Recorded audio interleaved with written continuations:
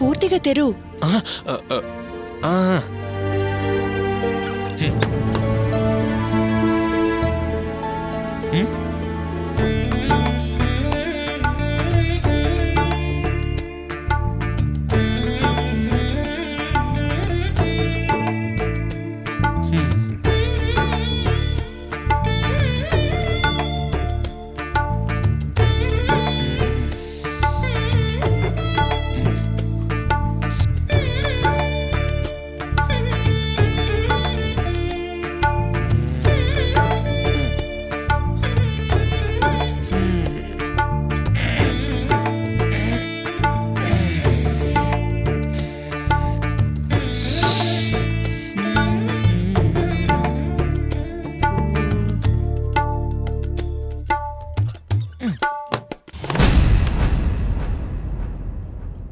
మళ్ళీ తలుపులు ఎందుకు మూసావు?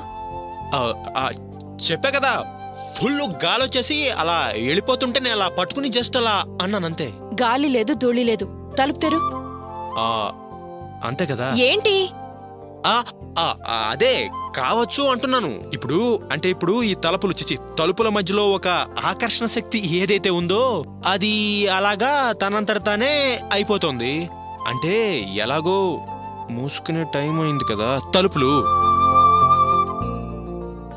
సో అలాగా అవి మనకి ఇండైరెక్ట్ గా తలుపులేసుకోమని చెప్తున్నాయి. అంటే గొప్ప సహాయం కదా. గొప్ప సాయం గిప్ప సాయం అంటే గరిట తిరగబడుతుంది.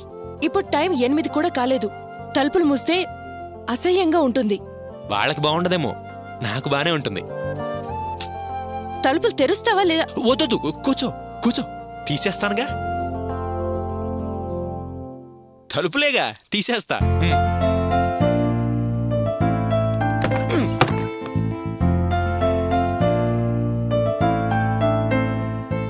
ఓకే, హ్యాపీ, బీభత్సం, సంతోషం.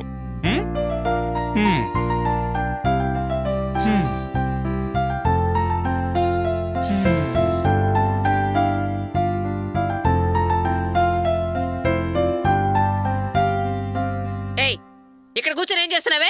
పో, లవరు పోయి చదువుకోపా. ఏంటమ్మా? పోవే ముందు ఇక్కడి నుంచి. సోజ్యం చూస్తున్నావు, సోజ్యం.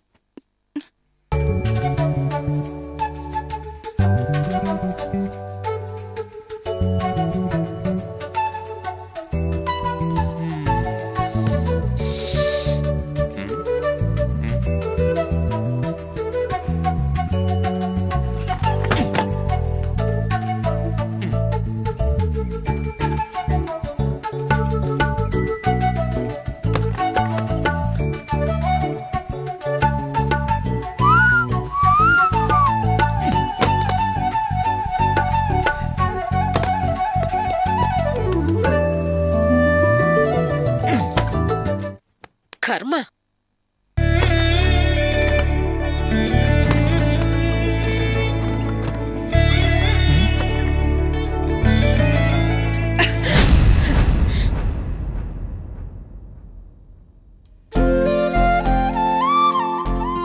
ఇక లేస్తావా? లే.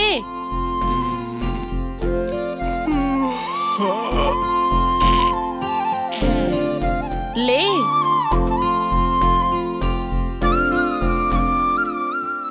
చాలా పొద్దుపోయింది, లే. పర్వాలేదులే. పర్వాలేదా? షెడ్డుకెళ్ళాలి కదా, లే. అర్చన, షెడ్డుకి వెళ్ళాల్సిందేనా? అదే మాట, వెళ్లాల్సిందే కదా. అది కాదు, అబ్బా ఇదిగో చేయి నొప్పి, ఊళ్ళు నొప్పులు, ఇవాళకి మానేస్తాలే, లీవ్ పెట్టేస్తా. వేడి నీళ్లతో స్నానం చేస్తే అన్ని అలసటలు నొప్పులు తగ్గిపోతాయి. ముందు లేచెళ్ళి స్నానం చేసిరా. ముందులే, లెమ్మంటున్నాను కదా, లే. లే, వెళ్ళు, వెళ్ళి స్నానం చేసిరా, వెళ్ళు.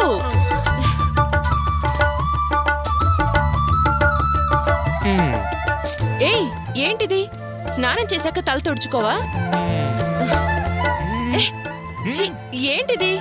అల్లరి చేస్తున్నావా, చిలిపితనవా? అల్లరితో కూడిన చిలిపితనం. ఎంతైనా గోపిని కదా. అయ్యో ఏంటి పొద్దున్నే టిఫిన్ చేసి బయలుదేరు. టిఫిన్ చేయాల్సిందేనా? పనికెళ్ళడానికి ఎందుకో గారెలు పోతున్నావు? టిఫిన్ చేయకుండానే వెళ్తావా? అదేం కుదరదు, వెళ్ళు. నాకు టిఫిన్ వద్దు. అది కాదు, నాకు టిఫిన్ వద్దు.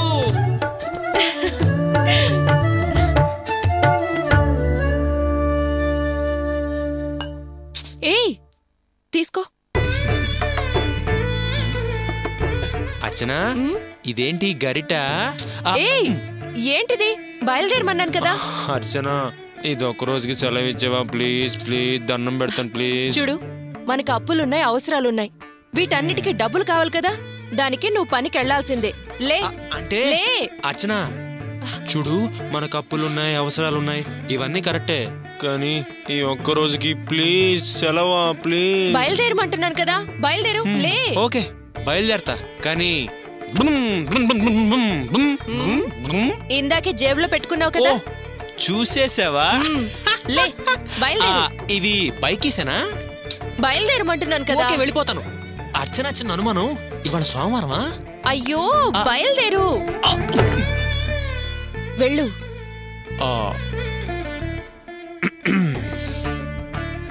నిజంగా వెళ్ళిపోతున్నాను.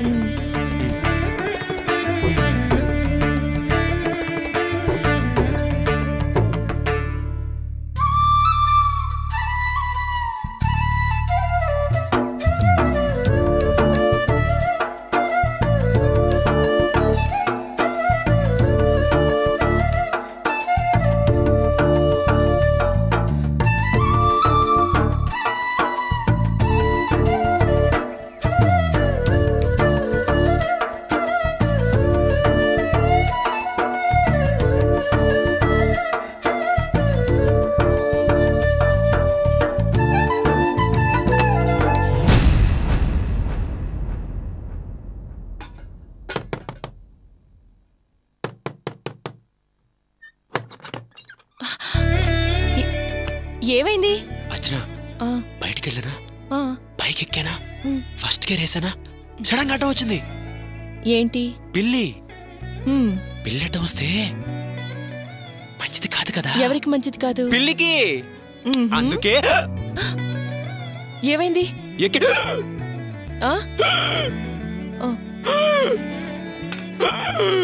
ఇప్పుడే కదా మంచినీళ్ళు తాగిళ్ళా.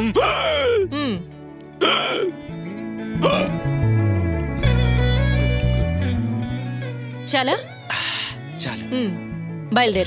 బయలుదేరు. అర్చన, మనకి బరువులున్నాయి, బాధ్యతలున్నాయి, అవసరాలున్నాయి. వీటన్నిటినీ తీర్చుకోవాలంటే నేను షెడ్డుకెళ్ళి కష్టపడాలర్చన, కష్టపడాలి. అందుకే వెళ్ళిపోతున్నా. షెడ్డుకెళ్ళిపోతున్నాను అర్చన. షెడ్డుకెళ్ళిపోతున్నాను. వెళ్ళిపోతున్నాను. షెడ్డుకెళ్లాల్సిందేనా? అంతేనంటవా? నాది సేమ్ ఫీలింగ్. అది మ్యాటర్. కొత్త పిచ్చోడు పొద్దురగడంట. అలా ఉంది ఎవ్వారం. సిగ్గు లేకపోతే సరి. ఏమే భాగ్యం, ఇది వరకు నన్ను బాధ్యత లేనివాడు, ఇంటి గురించి పట్టించుకోడు, బలాదురుగా తిరుగుతాడు అని సాధించేదానివిగా. ఇవాళ మా ఓనర్ ఏమన్నాడో తెలుసా? Mister Rangaiah, you are great. నీలాంటి వాచ్మన్ ఈ లోకంలోనే లేడని ఉదయం తట్టి మరీ మెచ్చుకున్నాడే. శబాష్ అని పైకెత్తేశాడు. సో ఇక రాత్రిపూట నాకు బాక్సులో ఈ అన్నాలు, ఆవకాయలు, మజ్జిగ అన్నాలు కాకుండా చుట్టుమెత్తని చపాతీలు, పరోటాలు, చికెన్, మటన్, ఫిష్ ఇలాంటి వెరైటీ కర్రీస్ పెట్టు. ఓకే? అలాగే. నువ్వు సంపాదించి పోసింది కుప్పలు కుప్పలుగా ఉందిగా. చపాతీ పరోటా ఏం కర్మ, శ్రీకాకుళం చీకులు చేసి పెడతాలే. ఏయ్ ఏంటే ఎక్కువ మాటలు మాట్లాడుతున్నావు? నోరు లేస్తోంది. నోరు తెరిచావంటే నాలుగు చీల్చేస్తాను, జాగ్రత్త. మిస్టర్ రంగయ్య, ఈ రోబో సంపాదిస్తేనే ఈ ఇల్లు గడిచేది. ఒళ్ళు దగ్గర పెట్టుకో, లేకపోతే దుమ్ము లేచిపోతుంది. సరే అయిపోయింది. బాగా అలిసిపోయి సొలిసొచ్చాను. వెళ్ళి వేడి నీళ్ళు పెట్టి ఒంటికి నూనె రాసి ఒళ్ళు పట్టు. తల స్నానం చేసి తలకాయ మాంసం తిని కాసేపు రెస్ట్ తీసుకోవాలి. ఏమిటే భాగ్యం, ఏంటి గోపి ఇంకా లేవలేదా? నిద్రపోతూనే ఉన్నాడా? లేవకే లేచాడు. వాళ్ళలాంటి మొగుడు పిల్లలు లోకంలోనే లేనట్టు పనులన్నీ అయిపోయాక మళ్ళీ తలుపులేసుకున్నారు. అదేం సంబడము, కర్మ. అవును, నీ ముద్దుల కొడుకు కోళ్ళు లేచారా? వాళ్ళింకా తలుపే తెరవలేదు. మరి దాని సంగతి ఏమిటే? వెళ్ళి వేడి నీళ్ళు పెట్టా. ఓహో, అదొక న్యాయం ఇదొక న్యాయం. మాట్లాడటానికే కాస్త ఇది ఉండాలి. చీచి, సంబడం అని సంబడం. ఒక్కరోజు పనికి వెళ్ళాడో లేదు, పెత్తను ఎలగబెడుతున్నాడు. లోపలికి రావచ్చా అండి?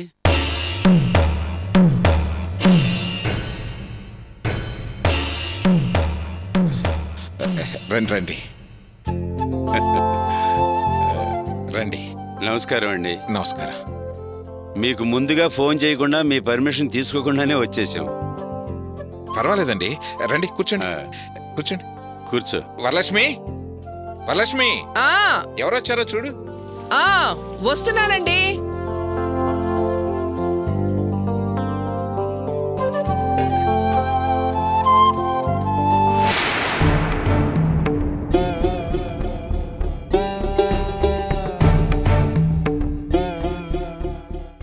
ఏంటి వరలక్ష్మి, ఏంటి ఇంకా అక్కడే నిలబడ్డావు? వెళ్ళి మంచిలు తీసుకురాపో.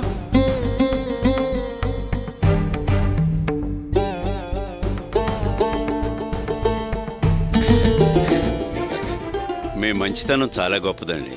అదే ఉందండి.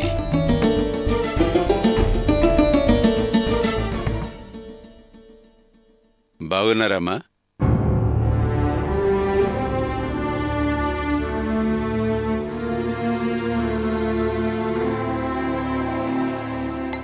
మీరు ఇంకా గతాన్ని మర్చిపోయినట్టు లేరు.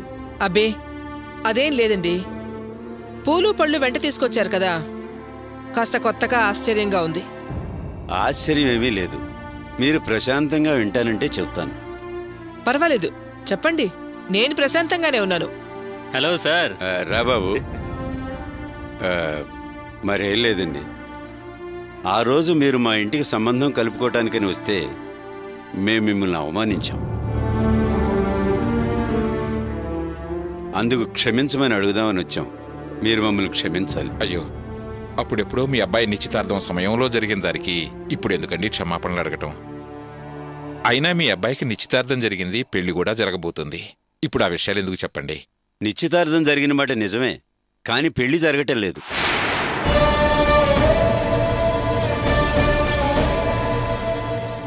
ఏంటండి మీరనేది?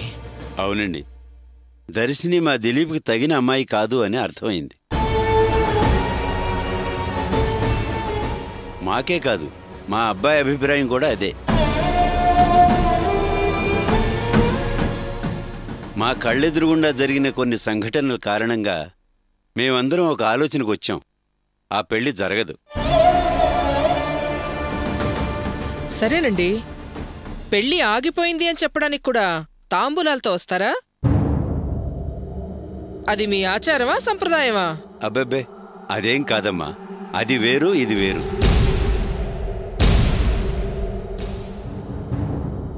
మేమిప్పుడు తాంబూలాలతో వచ్చింది మీ ఇంటి మహాలక్ష్మి, మంచి గుణానికి మారుపేరు, కుందనపు బొమ్మైన మీ కావ్యని మా ఇంటి కోడలుగా చేసుకుందామని అడగటానికి వచ్చామమ్మా.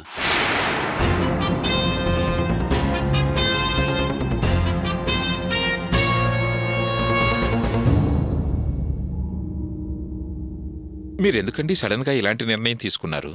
సడన్గా తీసుకున్న నిర్ణయం కాదండి. కావ్య మా దిలీప్కి తగిన ఈడు జోడు అని తెలుసుకున్న తర్వాత, అంతేకాకుండా కావ్య మా ఇంటి పద్ధతులకు తగిన ఒదిగిన అమ్మాయని మనస్ఫూర్తిగా నమ్మకం కలిగిన తర్వాతే ఈ నిర్ణయానికి వచ్చాం. ఈ విషయాన్ని కావ్యతో కూడా ప్రస్తావించాం. ఆమె సుముఖంగా ఉందని తెలుసుకున్న తర్వాతే మీతో మాట్లాడాలని వచ్చాం. కావ్యతో చెప్పారా? దాన్ని ఎప్పుడు కలిశారు, ఎందుకు కలిశారు, ఏం మాట్లాడారు, ఏం చెప్పారు? అదేమిటమ్మా అలా అంటారు? కావ్య చాలా కాలంగా మా ఇంటికి వస్తూ పోతూ ఉందిగా.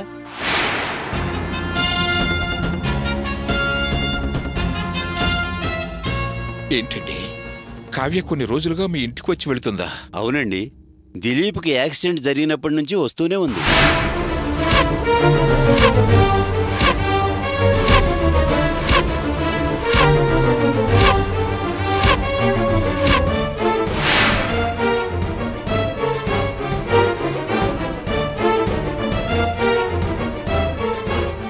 ఏమిటి, నేనింత చెప్పినా మీరు మాట్లాడకుండానే ఉన్నారు. ఏమైనా సమాధానం చెప్పండి. విషయమంతా వివరంగా చెప్పారు.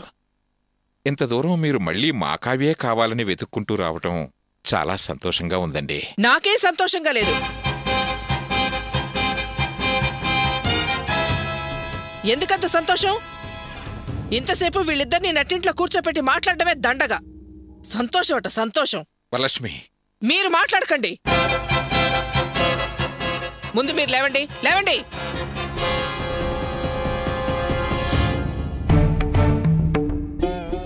ఎంత ధైర్యం కాకపోతే మేం పెళ్లి సంబంధం కోసం వచ్చి అడిగితే మమ్మల్ని అనరాని మాటలని ఎన్ని రకాలుగా అవమానించారు. ఇప్పుడు ఏ మొహం పెట్టుకుని నా కూతుర్ని మీ కొడుకు అడగడానికి వచ్చారు? ఇప్పుడు అన్ని విధాలా సరిపోయిన అమ్మాయి, ఒద్దికైన అమ్మాయి అంటున్నారు. అప్పుడు బుద్ధిలేంది అన్నారే. చూడండి, మేము క్షమించండి అని అడుగుతున్నాం. క్షమించండి అని అడగగానే చేసిన గాయాలన్నీ మాసిపోతాయా? ఆ రోజున మీ బంధువులందరూ ఎలా మాట్లాడారు? ఆ మాటలు ఇంకా నా చెవులో మారు మోగుతూనే ఉన్నాయి. తలుచుకున్నప్పుడల్లా నా ప్రాణం విలవిల్లాడిపోతుంది. అమ్మాయికురాలిన నా కూతుర్ని అనరాని మాటలన్నారు. అవన్నీ మర్చిపోయారా? మేం మర్చిపోయామనుకుంటున్నారా? నేను నా కూతురు ఆ బాధ నుంచి బయటపడడానికి ఎంతకాలం పట్టిందో తెలుసా? ఇప్పుడు మీరు క్షమించండి అనగానే మేము సర్దుకుపోవాలా? ఆ రోజున నిశ్చితార్థానికి వచ్చి నా కూతుర్ని కాదు అన్నారు. ఇప్పుడు నిశ్చితార్థం అయిన అమ్మాయిని కాదు అంటున్నారు.